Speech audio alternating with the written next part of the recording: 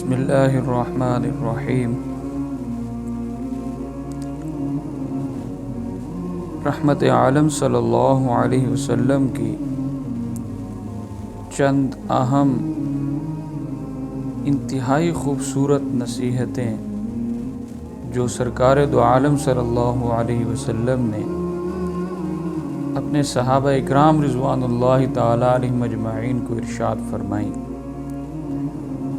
یا صحابہ نے ایک دوسرے کو ارشاد فرمائی۔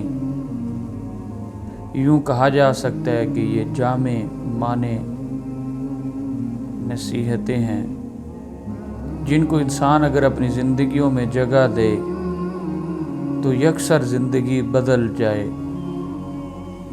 اللہ اور اللہ کے رسول صلی اللہ علیہ وسلم کے مبارک طریقے پر آ جائے۔ فرمایا کہ اللہ کے رسول صلی اللہ علیہ وسلم نے حضرت ابو ہریرہ رضی اللہ تعالیٰ عنہ سے فرمایا اے ابو ہریرہ، متقی بن جاؤ۔ اس سے کیا ملے گا؟ تمہارا شمار سب سے زیادہ عبادت کرنے والوں میں ہوگا۔ میرے دوستو، آج یہ جو رمضان کریم کا مہینہ اللہ رب العزت نے ہم سب کو دیا ہے،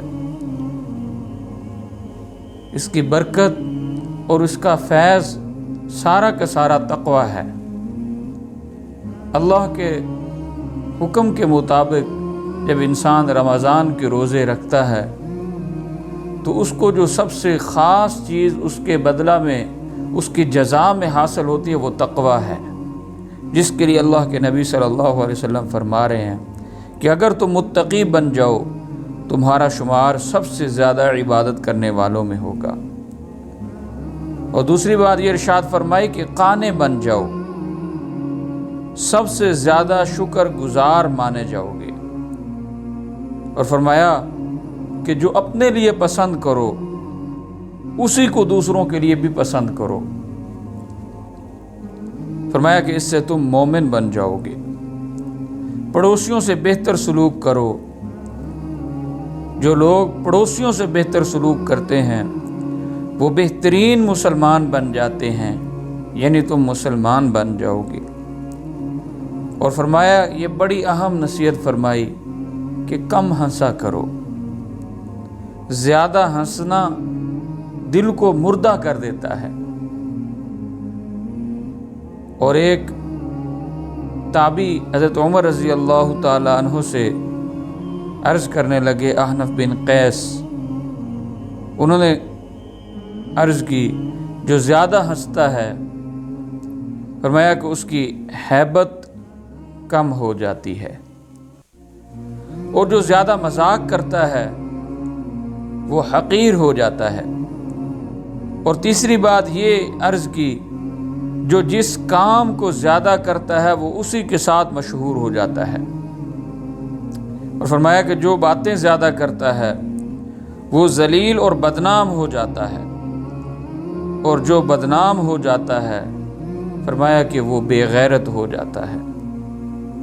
اور فرمایا کہ جو بے حیا ہو جاتا ہے اس کا تقوی کم ہو جاتا ہے، اور جس کا تقوی کم ہو جاتا ہے اس کا دل مردہ ہو جاتا ہے، اور جس کا دل مر جائے اس کے لیے جہنم کی آگ ہی مناسب ہے۔